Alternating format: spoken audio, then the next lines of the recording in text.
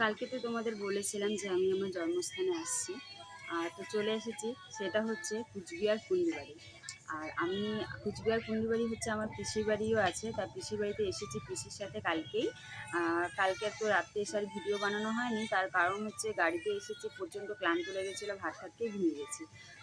অনেক সকালে উঠে গেছি, আমরা উঠে চা মুড়ি বিস্কুট খেয়ে নিয়েছি। আর এখন সকালবেলা খাওয়ার জন্য আমি আগে একটু ভাত ডাল সিদ্ধ কারকল ভাজা এইসব করছি। আর হচ্ছে বাদবাকিটা তারপরে পিসি করবে, কী কী রান্না করবে পিসি পরে তোমাদেরকে আমি দেখাবো। আর এই যে দেখো এখানে বুনো সব কেটে দিচ্ছে।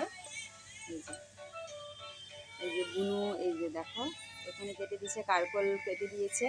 এখানে আমি ডাল সিদ্ধ বসিয়ে দিয়েছি, ভাত বসিয়ে দিয়েছি।